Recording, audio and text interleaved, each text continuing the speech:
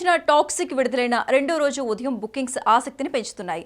అయితే ఇదే సమయంలో గత వారం విడుదలైన ఇరుముడి కూడా బుక్ మై షోలో బలమైన బుకింగ్స్ నమోదు చేస్తోంది. దీంతో ఈ సినిమాపై ప్రేక్షకుల్లో ఉన్న క్రేజ్ ఇప్పుడు చర్చగా మారింది. టాక్సిక్ ఇరుముడి సినిమాల బుకింగ్స్ దాదాపు ఒకే వేగంతో కొనసాగినట్లు తెలుస్తోంది. ఒక్కరోజు విడుదల గ్యాప్ ఉన్నప్పటికీ ఇరుముడికి ఇలాంటి స్పందన రావడం విశేషంగా మారింది. ఒకటి పాన్ ఇండియా సినిమా కాగా మరొకటి ప్రాంతీయ చిత్రంగా విడుదలైంది. అయినప్పటికీ ఇరుముడి బుకింగ్స్ ఏమాత్రం తగ్గకపోవడం ప్రేక్షక ఆదరణకు నిదర్శనంగా కనిపిస్తోంది. సినిమా హవా ఇప్పట్లో తగ్గేలా లేదనే అభిప్రాయాలు వినిపిస్తున్నాయి. రామ్ చరణ్ సుకుమార్ కాంబినేషన్ లో తెరకెక్కుతున్న సినిమాపై అంచనాలు భారీగా ఉన్నాయి. పెద్ద విజయంతో రామ్ చరణ్ పుష్ప 2తో సుకుమార్ మరింత క్రేజ్ సంపాదించారు. ఇప్పుడు రంగస్థలం తర్వాత వీరిద్దరూ కలవటంతో ఈ ప్రాజెక్టుపై ఇండస్ట్రీలో ఆసక్తి మరింత పెరిగింది.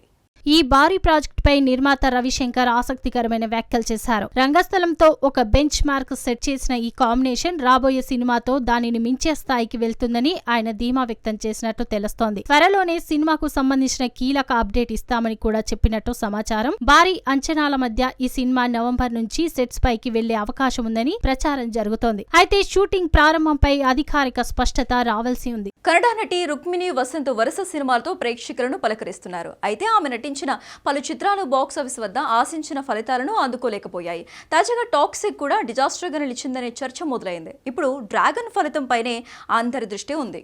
రుక్మిణి వసంత్ నటించిన SSE చిత్రానికి ఫ్లాప్, బషీరాకు డిజాస్టర్, అప్పుడో ఇప్పుడో ఎప్పుడోకు డిజాస్టర్ టాక్ వచ్చింది. అలాగే మదరాసి చిత్రాలు కూడా ఫ్లాప్ గా నమోదయ్యాయి. తాజాగా కాంతారా చాప్టర్ 1, టాక్సిక్ సినిమాల విషయంలోనూ ప్రతికూల ఫలితాలే ఎదురైనట్లు ట్రేడ్ వర్గాల్లో చర్చ జరుగుతోంది. దీంతో వరుస పరాజయాలు ఆమె కెరీర్ పై ఎలాంటి ప్రభావం చూపుతాయి అనే ప్రశ్నలు వినిపిస్తున్నాయి. ఇప్పుడు NTR నటిస్తున్న డ్రాగన్ లో ఆమె పాత్ర సినిమా ఫలితంపైనే ఆసక్తి నెలకొంది.